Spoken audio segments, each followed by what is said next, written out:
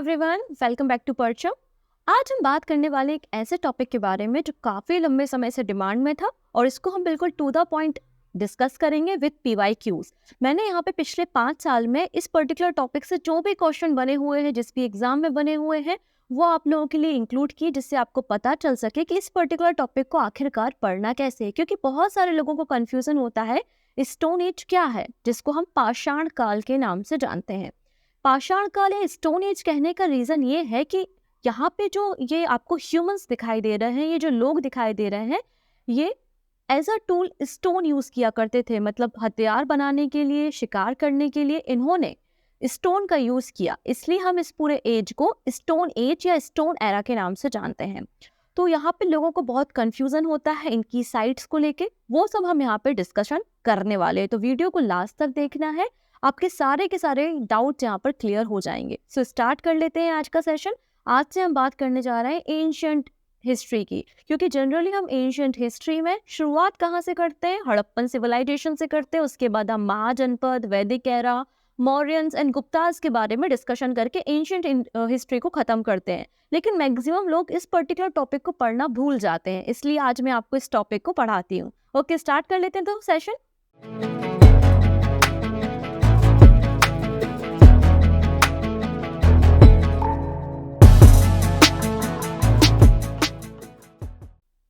सबसे पहले बात करेंगे PYQs पे। देखो कैसे क्वेश्चन पूछे गए हैं। पहला क्वेश्चन है, in India from which rock shelter pictures has been found the most. तो ऐसी कौन सी रॉक शेल्टर है जहां से बहुत सारी पिक्चर्स हमें मिली हैं?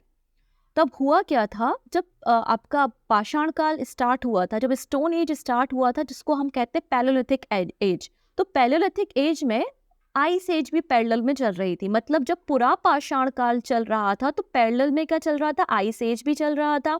तो काफी ठंडी रहा करती होगी। तो उस समय जो भी लोग रहा करते थे वो केव्स में रहते थे, शेल्टर्स में रहते थे। और जब वो वहां पे बैठे हैं, बोर हो रहे हैं, तो थोड़ा सा आर्ट वर्क कर लिया, थोड़ा सा चित्रकारी कर ली। तो रॉक शेल्टर में कुछ पिक्चर्स हमको देखने को मिलती हैं।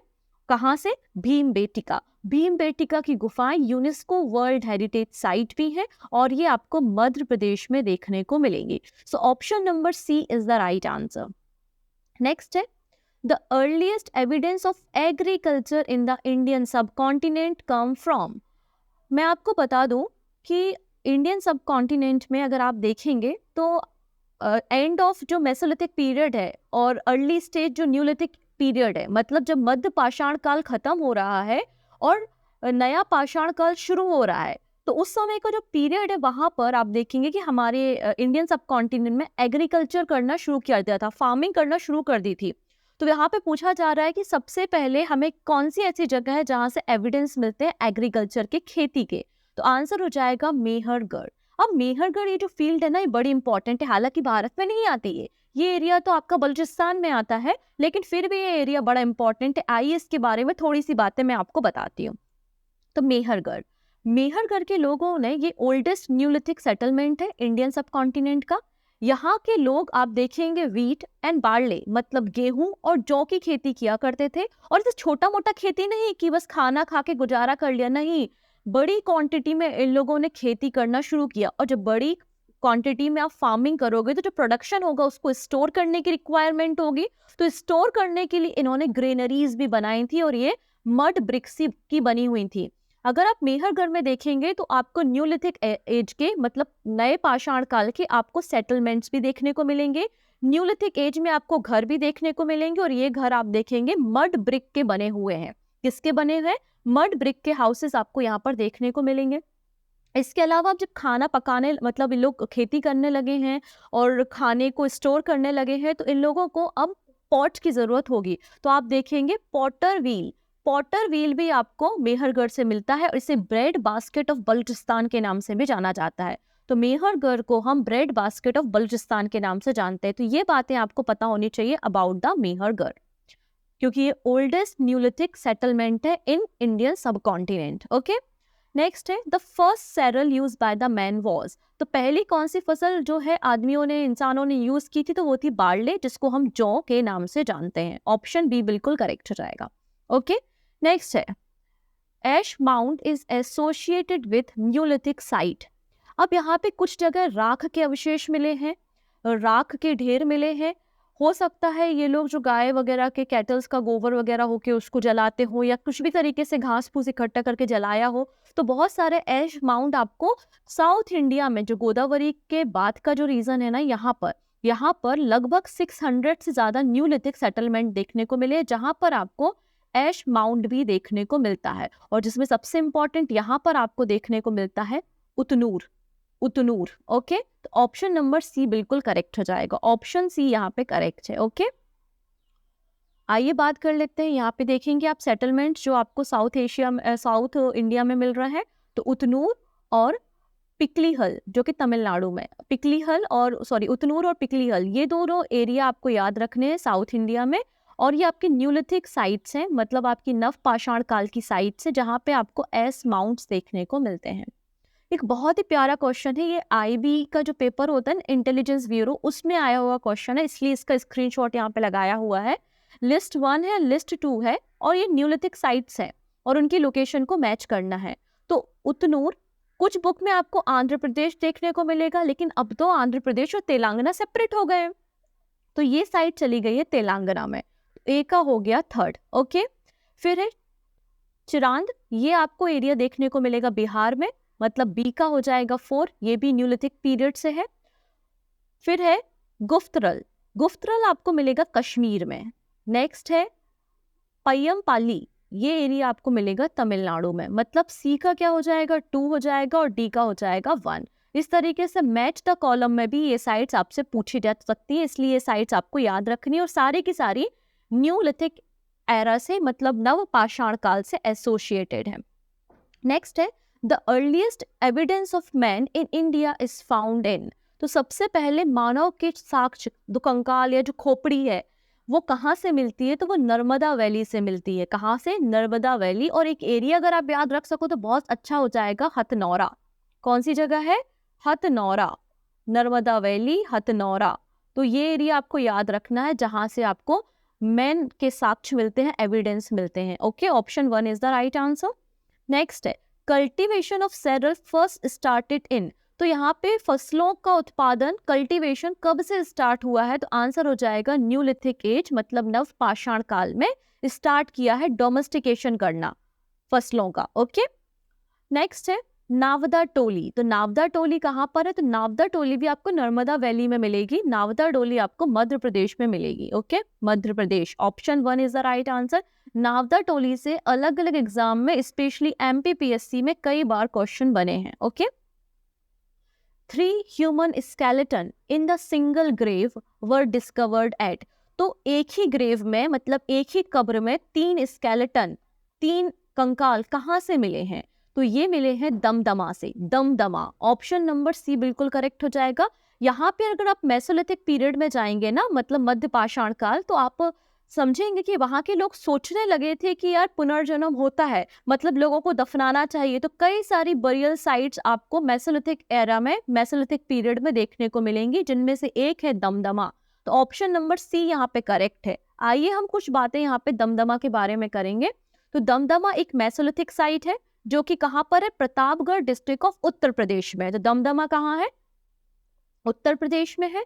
और यहाँ पर जो खोज की है वो इलाहाबाद यूनिवर्सिटी ने ही की है 1982 से लेकर 1987 में। और हमें पता चला कि एक बरियल साइट है दमदमा, और यहाँ पे 41 ह्यूमन ग्रेव्स हमको देखने को मिलती हैं, मतलब 41 कब्र देखने को मिलती हैं, जिनमें से एक कब्र ऐसी है जिसमें 3 ह्यूमन स्केलेटन साथ में है। इसके अलावा डबल बरियल भी आपको देखने को मिलते हैं कि एक साथ 2 मेल या 2 फीमेल, एक मेल एक फीमेल, इस तरीके से साथ में भी दफनाया हुआ है यहाँ पर, ठीक है। दमदमा के अलावा अगर आप उत्तर प्रदेश में जाएंगे तो उत्तर प्रदेश में दमदमा के अलावा आप देखेंगे सराय नहार राय, ये भी आपकी क्या है? एक बरियल साइट है, ये भी आपकी एक बरियल साइट है। तो इसके बारे में भी हम थोड़ा सा देख लेते हैं। देखिए सराय नहार राय, इसकी डिस्कवरी 1968 में की गई थी। ये भी आपका गैंगेटिक प्लेन में लोकेटेड है, और यहाँ पर 15 ह्यूमन स्केलेटन हमको मिलते हैं मेसोलिथिक एरा के, मतलब ये भी एक मेसोलिथिक एज की बरियल साइट है। वहीं आप देखेंगे महादया, महादया भी आपको प्रतापगढ़ डिस्ट्रिक्ट ऑफ उत्तर प्रदेश में मिलेगा। 1978-79 में इसकी डिस्कवरी की गई थी, और यहाँ पे 35 हमें ह्यूमन स्केलेटन या फॉसिल्स देखने को मिलते हैं, मतलब ये भी क्या है, एक बरियल साइट रही है मेसोलिथिक पीरियड की। तो ये तीनों साइट आपको याद रखनी है जो कि मेसोलिथिक एरा से है, उत्तर प्रदेश से है, और कैसी साइट्स हैं, बरियल साइट्स है जहां पे ग्रेव मिली है, इंसानों की कब्र देखने को मिलती है। नेक्स्ट है the evidence of burying the dog with human body is found from which of the place. अब यहाँ पे कुछ ऐसी बरियल साइट भी मिली है जहाँ पे डॉग को उसके मास्टर के साथ ही दफना दिया गया, मतलब एक इंसान है और एक डॉग है, साथ में इन दोनों को दफनाया गया है। तो ये साइट हमको मिलती है जम्मू से। कहाँ से, वुर्जहोम। वेरी इंपॉर्टेंट, ये एसएससी में कई बार पूछा गया प्रश्न है, वुर्जहोम। ऑप्शन डी बिल्कुल करेक्ट हो जाएगा। ठीक है, नेक्स्ट नाबदा टोली, वही मध्य प्रदेश वाली, अभी बताया था। इसको किसने डिस्कवर किया है, तो आंसर हो जाएगा HD Sankalia. HD Sankalia, option D is the right answer. Next है bone ornament is the mesolithic context in India have been obtained from. तो यहाँ पे मेसोलिथिक एज में बोन्स जो होती थी, हड्डियां, उनके ऑर्नामेंट्स वगैरह बनाए जाते थे। ये एविडेंस हमको कहाँ से मिले हैं, तो ये एविडेंस हमें कहाँ से मिले हैं, महादहा से, जो कि उत्तर प्रदेश में आपको प्रतापगढ़ डिस्ट्रिक्ट में मिलेगा, जो कि एक बरियल साइट भी है। नेक्स्ट है चालकोलिथिक पीरियड, जिसको हम कॉपर एज भी जनरली बोल देते हैं। Chalcolithic period, people of Maharashtra buried their dead under the floor of their house in the following orientation. तो चालकोलिथिक पीरियड में हमने देखा कि महाराष्ट्र में जो हमें ग्रेव्स मिली हैं, जो बरियल साइट मिली है, तो लोगों ने अपने घर के नीचे ही अपने सगे संबंधियों को दफनाया है। तो किस ओरिएंटेशन में है, मतलब किस डायरेक्शन में है, तो नॉर्थ टू साउथ पोजीशन है। कौन सी पोजीशन है, नॉर्थ टू साउथ पोजीशन है। ऑप्शन डी बिल्कुल करेक्ट हो जाएगा। चालकोलिथिक एज को हम कॉपर एज भी कहते हैं, जैसा कि मैंने बता ही दिया था। ऑप्शन बी बिल्कुल करेक्ट हो जाएगा। नेक्स्ट है in mesolithic context evidence of animal domestication has been found at. तो एनिमल डोमेस्टिकेशन का क्या मतलब होता है कि यहाँ पे लोगों ने एनिमल मतलब आपके जीव जंतु जो हैं उनका पालन करना शुरू कर दिया था, अपने साथ उनको रखते थे, उनकी ब्रीडिंग कराते थे। तो ये एनिमल डोमेस्टिकेशन शुरू हो गया है, ये हमको कहाँ से मिलता है, तो मेसोलिथिक पीरियड में ये जानकारी हमें आदमगढ़ से मिलती है। तो फर्स्ट एनिमल डोमेस्टिफिकेशन के एविडेंस हमें आदमगढ़ से मिलते हैं, और पहला जो एनिमल जिसका पालन करना शुरू किया था, अपने साथ रखना शुरू किया था, वो डॉग ही था। ठीक है, the first animal to be domesticated was the dog. The earliest evidence of domestication of animals come from the Adamgarh. Adamgarh कहाँ है, मध्य प्रदेश में है, एंड बागौर इन राजस्थान। तो राजस्थान के बागौर और मध्य प्रदेश के आदमगढ़ से हमको ये जानकारी मिल जाती है। नेक्स्ट है 3 age system divided into stone, bronze and iron from the collection of Copenhagen Museum was coined by। तो यहाँ पे जो भी एविडेंस थे, तो पूरे के पूरे सिस्टम को 3 पार्ट्स में, मतलब स्टोन एज, ब्रोंज एज और आयरन एज में डिवाइड करने वाले व्यक्ति कौन है, थॉमसन है। Option A is the right answer. Clear. तो ऐसे क्वेश्चन एग्जाम में बने हैं, इन्हीं पे बेस्ड हम थोड़ा सा थ्योरी पढ़ते हैं, जिससे आपको और जानकारी इस पर्टिकुलर टॉपिक से मिलेगी। ओके, तो सबसे पहले बात करते हैं हम स्टोन एज के बारे में। स्टोन एज को स्टोन एज इसलिए कहा जाता है क्योंकि ये वो टाइम पीरियड है जिसमें एज अ टूल स्टोन को यूज किया जा रहा था। स्टोन एज को पढ़ने के लिए 3 पार्ट्स में डिवाइड किया है। 3 पार्ट्स कौन कौन से हैं, तो पहला है पैलेयोलिथिक एज। पैलेयोलिथिक मतलब होता है पुरा पाषाण काल। फिर है मेसोलिथिक एज, मतलब मध्य पाषाण काल। और न्यूलिथिक एज मतलब नव पाषाण काल के नाम से जाना जाता है। पैलेयोलिथिक जो एज है ना, वो लगभग आप देखेंगे 3.5 मिलियन ईयर से 10,000 BC तक आपको मिलेगी। हालांकि अब ये टाइम हम अभी आगे थोड़ा सा समझ लेंगे इसको। एक क्वेश्चन यूपीएससी में भी पूछा गया था, अगर आप में से कोई यूपीएससी एस्पिरेंट है या इसके अलावा कोई स्टेट का मेंस एग्जाम देने वाला है, तो इस क्वेश्चन का आंसर वो 150 वर्ड्स में लिख सकता है। ये देखिए, जीएस पेपर 1 हिस्ट्री में पूछा गया क्वेश्चन है, what do you understand by the stone age, discuss important phases of it, what modern human can learn from the stone age people.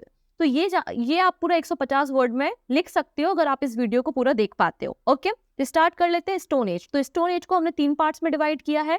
Old stone age मतलब palaeolithic period, late stone age mesolithic period, और new stone age मतलब neolithic age. सबसे लंबी यहाँ पे पैलेयोलिथिक period है, मतलब आपका पूरा पाषाण काल है। तो इस पूरा पाषाण काल को हमने 3 पार्ट्स में डिवाइड किया है, लोअर, मिडिल एंड अपर। तो पहले इनको देखते हैं, फिर एक एक करके हम आगे बढ़ेंगे। ओके, तो पैलेलिथिक जो वर्ड है एक ग्रीक वर्ड है, कौन सी भाषा का है? ग्रीक भाषा का शब्द है। पैलियो का मतलब होता है ओल्ड, पैलियो का मतलब है ओल्ड और लिथिक का मतलब है स्टोन, तो ओल्ड स्टोन एज इसे कहा जाता है।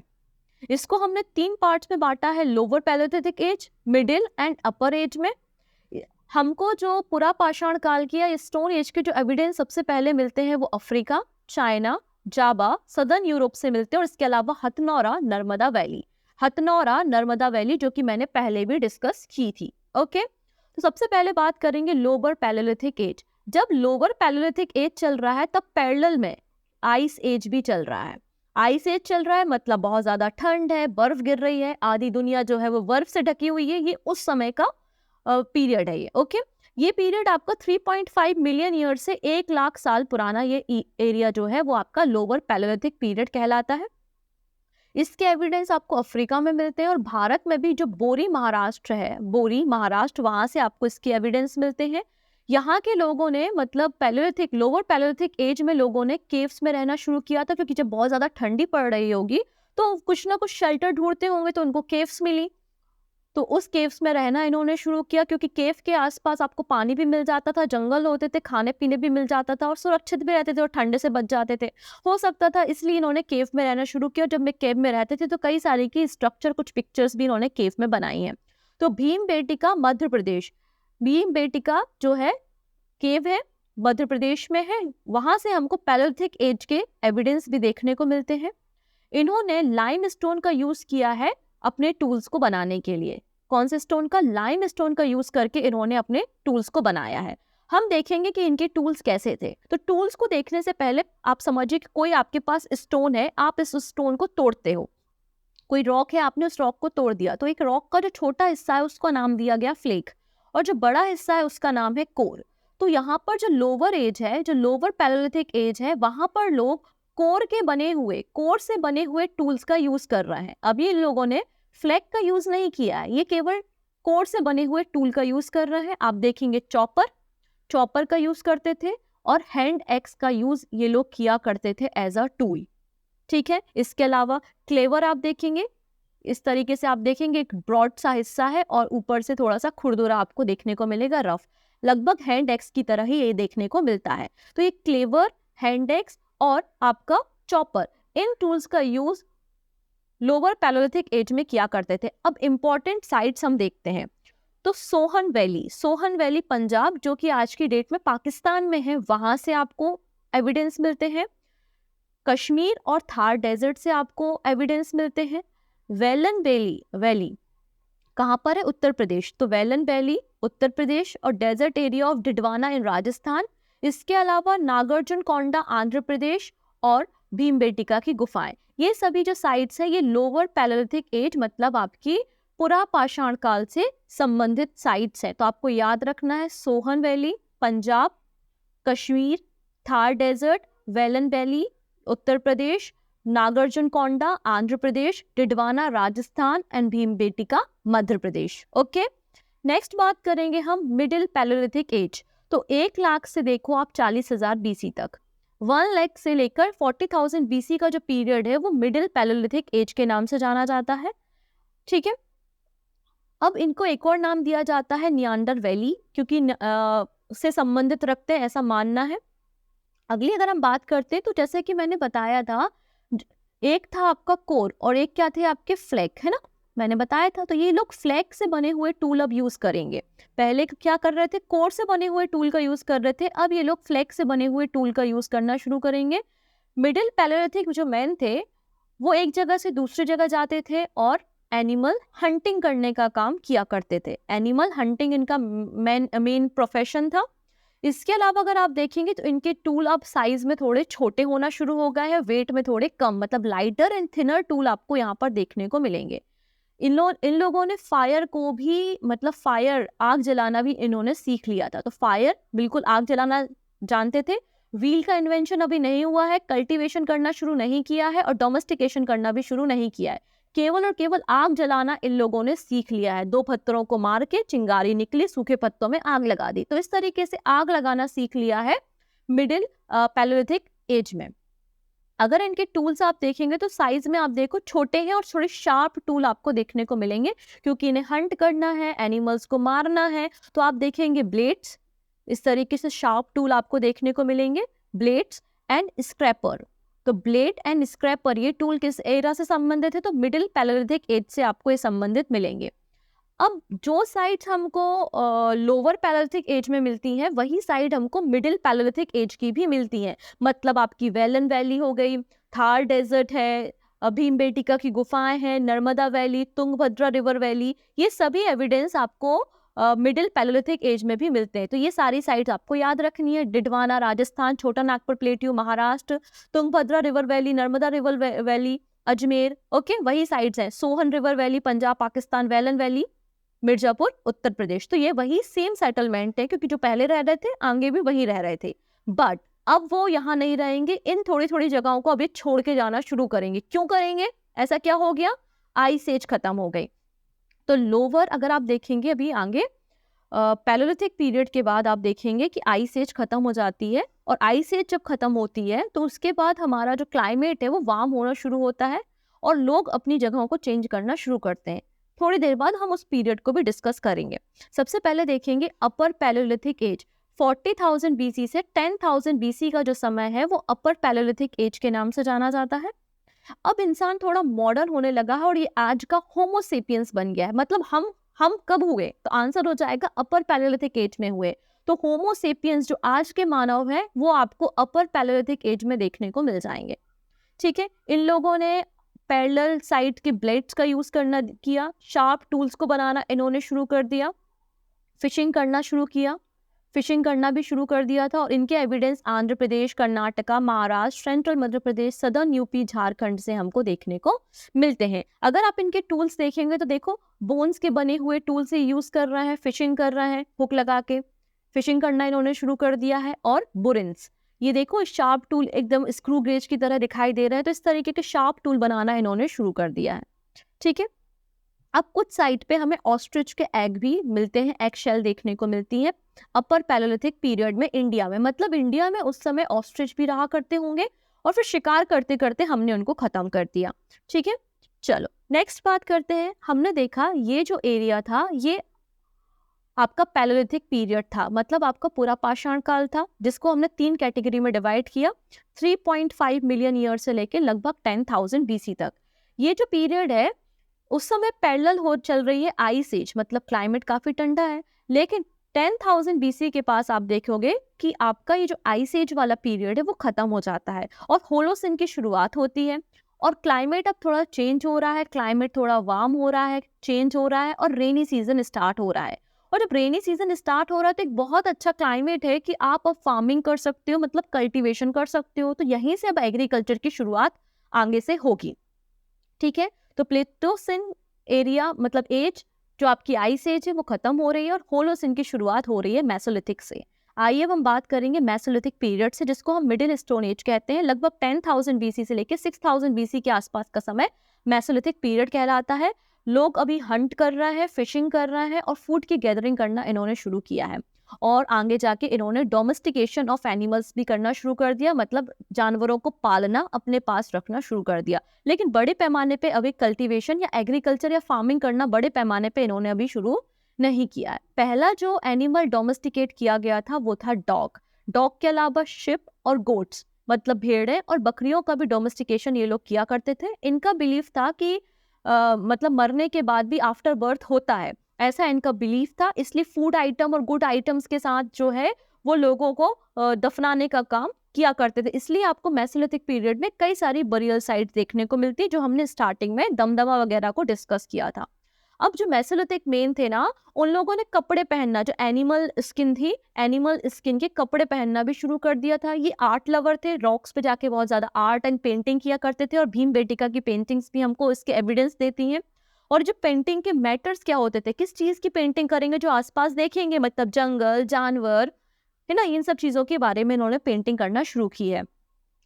फर्स्ट ह्यूमन कॉलोनी हमें गंगा प्लेन में मिली है ड्यूरिंग दिस पीरियड, और इनके जो औजार थे, इनके पास जो टूल थे वो काफ़ी साइज में छोटे हो चुके थे, इसलिए इन्हें माइक्रोलिथ भी कहा जाता है, क्योंकि काफ़ी छोटे छोटे 1 सेंटीमीटर से 8 सेंटीमीटर छोटे छोटे ये टूल यूज़ किया करते थे ब्यूटिफिकेशन करने के लिए, कार्विंग करने, टैटू बनाने एटसेट्रा। तो इसको हम माइक्रोलिथ भी कहते हैं। देखो कितने छोटे छोटे से टूल, ये जो छोटा सा टूल है ये आपको मेसोलिथिक एज का टूल देखने को मिलता है। अगर इनके सेटलमेंट्स देखेंगे तो देखिएगा, राजस्थान के बागौर से हमें एविडेंस मिलते हैं कि इन्होंने कल्टीवेशन ऑफ प्लांट किया है और ये डोमेस्टिकेशन भी कर रहे हैं एनिमल्स का। फिर गुजरात में लोतेश्वर और रतनपुर हमको देखने को मिलेगा। सेंट्रल इंडिया से आदमगढ़ मध्य प्रदेश का है। ईस्टर्न इंडिया, उत्तर प्रदेश में जो वेलन वैली है मिर्जापुर की, वहां से हमें एविडेंस मिलते हैं डोमेस्टिकेशन एंड प्लांट डोमेस्टिकेशन के। एंड कृष्णा रिवर वैली से भी हमको मेसोलिथिक एज के एविडेंस देखने को मिलते हैं। मेसोलिथिक साइट्स हम एक बार देख लेते हैं। तो जैसे कि मैंने बताया, बागौर राजस्थान में ये बिगेस्ट मेसोलिथिक साइट है। बागौर कोठारी रिवर के किनारे है। यहाँ पे हमें एनिमल की बोन्स मिलती हैं, जिससे हमें पता चलता है ये लोग जानवरों को अपने साथ रखते थे। आदमगढ़ मध्य प्रदेश में है, इससे भी हमें एविडेंस मिलते हैं डोमेस्टिकेशन ऑफ एनिमल के। इसके अलावा भीमबेटका की गुफाएं हैं। Kharbad, Jaura and Kathotia Madhya Pradesh, Sundargarh and Sambalpur Orissa and उजुथू गुहा केरला से हमको मिलता है। फिर माइक्रोलिथ जो हमें टूल्स हैं वो Tapti river valley, Sabarmati river valley, Narmada और माही रिवर वैली से हमको मिलते हैं। इसके अलावा एक बहुत इंपॉर्टेंट साइट मिलती है हमको, लंगनाज। लंगनाज जो साइट है वो गुजरात में है और इसका संबंध मेसोलिथिक पीरियड से है। यहाँ पर हमको राइनोसोरस एंड ब्लैक बक के बोन्स के एविडेंस मिलते हैं, ठीक है। और जो लंगनाज है वहां से हमें पोट्रीज भी मिलती हैं, पॉट्स भी हमको मिलते हैं गुजरात में। ओके, नेक्स्ट है आपका बिरहानपुर वेस्ट बंगाल में, ये भी मेसोलिथिक साइट है। और कैमूर रीजन ऑफ मिर्जापुर उत्तर प्रदेश, ये भी आपकी मेसोलिथिक साइट है। तो मेसोलिथिक साइट्स की एक लिस्ट बना लो और बार बार इनको रिपीट करो तो एग्जाम तक रट जाएंगी। नेक्स्ट बात करेंगे न्यूलिथिक पीरियड, मतलब न्यू स्टोन एज के बारे में। तो ऐसा तो होगा नहीं ना कि 6000 पे अचानक से मिडिल खत्म हुआ और न्यू शुरू हो गया, नहीं। कुछ इतिहासकारों का मानना है कि कहीं कहीं जगहों पे जब मेसोलिथिक पीरियड चल रहा था, कुछ लोग पुरानी सभ्यता में जी रहे थे, लेकिन कुछ उसी समय कुछ लोग जो है वो एडवांस हो चुके थे। तो कुछ इतिहासकारों का, कुछ हिस्टोरियन का मानना है कि 9000 BC से आपकी शुरुआत हो चुकी थी न्यूलिथिक पीरियड की, और कुछ हिस्टोरियन का मानना है 6000 BC से शुरुआत हुई। मतलब कुछ साइट्स ऐसी हैं हमारी मेसोलिथिक पीरियड में जो कि काम कैसे कर रहे हैं, न्यूलिथिक के तरीके से काम कर रहे हैं। वही बातें हो गई ना, एक डेवलप्ड कंट्री है, एक डेवलपिंग कंट्री है और एक अंडर डेवलप्ड कंट्री है। वही वाली पिक्चर आप इसको अपने सामने रखिए। अब न्यूलिथिक पीरियड आप देखेंगे तो 9000 से लेके 3000 और कुछ के हिसाब से 6000 से 1000 BC के आसपास आपको देखने को मिलता है। इन्होंने हंटिंग तो करते ही थे, लेकिन उन्होंने डोमेस्टिकेशन करना भी शुरू किया, एनिमल का भी और प्लांट का भी, मतलब प्लांटेशन करना शुरू किया। प्लांट डोमेस्टिकेशन का क्या मतलब होता है? इसका ये मतलब होता है कि आपने बड़ी संख्या में पौधों को लगाया, आपने फसलों को उपजाया, जितनी आपकी जरूरत थी आपने कंज्यूम की, और जरूरत के समय के लिए आपने अब इन्हें स्टोर करना शुरू किया। मतलब आपने ग्रीनरीज बनाना शुरू किया, पोट्रीज बनाना शुरू किया और उसमें आपने फूड को स्टोर करना शुरू कर दिया। इसे हम बोल रहे हैं प्लांट डोमेस्टिकेशन। तो प्लांट डोमेस्टिकेशन के फर्स्ट एविडेंस हो गए, पोट्रीज में खाना रखने के फर्स्ट एविडेंस हो गए। ये सारी चीजें आपको न्यूलिथिक पीरियड से मिलती हैं और इनके अब जो टूल होंगे ना वो काफी एडवांस होंगे टूल, मतलब एकदम पॉलिश्ड टूल आपको देखने को मिलेंगे न्यूलिथिक पीरियड में। और जब खेती करोगे आप तो किसी एक जगह पे आपको लंबे समय तक रहना पड़ेगा ना, तो इन्होंने घर बना के रहना शुरू किया। मतलब सिविलाइजेशन की शुरुआत न्यूलिथिक पीरियड से हम मानेंगे। ये लोग बेसिकली रागी, चना, cotton, rice, wheat and barley, इन सारी क्रॉप का प्रोडक्शन किया करते थे। और कैटल में आप देखेंगे तो सीप, गोट्स एंड डॉग को ये बेसिकली डोमेस्टिकेट करने का काम करते थे, ठीक है। आप देख सकते हैं इस तरीके के बर्तन या औजार आपको यहाँ पर देखने को मिलेंगे जिसमें फूड ग्रेन को स्टोर करने का काम करते थे, और ये उनके सेटलमेंट एरियाज है। इनके जो घर होते थे वो generally circular and rectangle shape के होते थे और मड से बने हुए इनके घर होते थे, ठीक है। ये आपको याद रखना है, ये सब न्यूलिथिक एज के ही घर हैं। तो इन्होंने स्टोन टूल टेक्नोलॉजी को डेवलप कर लिया था, पॉलिश टूल यूज कर रहे थे, पोट्रीज का इन्वेंशन कर लिया था। फिर इसके अलावा इन्होंने एक साथ रहना शुरू कर दिया था, मतलब सिविलाइजेशन की शुरुआत हो गई थी, मड से बने हुए घरों पर रह रहे थे और एनिमल डोमेस्टिकेशन की शुरुआत भी कर दी थी। तो गॉर्डन चिल्डे इन्होंने कहा है कि न्यूलिथिक रिवोल्यूशन, ये वर्ड इनके द्वारा दिया गया है। नेक्स्ट बात करते हैं सम इम्पॉर्टेंट साइट्स के बारे में, न्यूलिथिक साइट्स। सबसे पहले है मेहरगढ़, जो कि बलूचिस्तान पाकिस्तान में, स्टार्टिंग में डिस्कस कर दिया था। वुरजहोम, गुफ्तकल, चिरांद एंड उतनूर, ये सारी साइट हमने स्टार्टिंग में डिस्कस की है, ठीक है। मेहरगढ़ बलूचिस्तान में है, ये ओल्डेस्ट न्यूलिथिक सेटलमेंट है इंडियन सबकॉन्टिनेंट में। इसके अलावा दो और इम्पॉर्टेंट न्यूलिथिक साइट हमको एशिया रीजन में मिलती है, मतलब सीरिया में मिलती हैं। कौन सी साइट है? जर्फ इल अहमर एंड तेल आबू क्यूरियान, ये दोनों साइट जो है वो सीरिया में मिलती है। बुर्जहोम और गुफ्तकल जो है वो कश्मीर में मिलते हैं। बुर्जहोम वाली जो साइट है वहां पे डॉग के साथ, मतलब मास्टर के साथ उसके डॉग को भी दफनाया गया है। इसके अलावा ये लोग पिट में रहा करते थे और बोन्स के टूल का यूज भी किया करते थे और पॉलिश स्टोन एंड टूल का यूज किया करते थे। आप देखेंगे बेसिकली लोग क्या करते, हो सकता है उस समय बहुत ठंड रहती हो तो ये जमीन के अंदर गड्ढे बना के, ऐसा पिट बना के, और यहाँ पे जमीन के अंदर रहा करते थे। ऐसे एविडेंस हमको यहाँ पे न्यूलिथिक साइट से मिलते हैं। नेक्स्ट है कोलदीवा एंड महागरा, ये साइट आपको उत्तर प्रदेश इलाहाबाद में देखने को मिलेंगे। इसमें सर्कुलर हट्स हमको मिले हैं और पोट्रीज भी मिली हैं। एविडेंस मिले हैं राइस के, which is the oldest evidence of rice not only in India but anywhere in the world. तो आपको महागरा याद रखना है। नेक्स्ट चिरांद बिहार में, ये भी न्यूलिथिक साइट है जहां पर हमको बोन से बने हुए वेपन्स, हथियार देखने को मिलेंगे। नेक्स्ट बात करेंगे पिकलीहल, ब्रह्मगिरी, मस्की, तकालकोटा, हल्लूर, कर्नाटका। ये सारे जो एविडेंस है यहाँ से हमको पता चलता है कि इन लोगों ने एनिमल डोमेस्टिकेशन किया है। गोट एंड शिप के एविडेंस हैं। इसके अलावा ऐश माउंट भी हमको यहाँ पे देखने को मिलते हैं। वेलन वैली जो कि मिर्जापुर उत्तर प्रदेश में है, और भीमबेटका जो कि आपका मध्य प्रदेश में है। ये साइट ऐसी है जिससे हमें मतलब तीनों एज के साक्ष्य मिलते हैं, पैलोलिथिक भी, मेसोलिथिक भी और न्यूलिथिक भी। ओके, चलिए, तो ये बातें आज हमें डिस्कस करनी थी। आई होप आप लोगों ने सेशन को एंजॉय किया हो तो अपने फ्रेंड के साथ शेयर करेंगे। मिलते हैं नेक्स्ट वीडियो में। So take care, thank you and bye bye.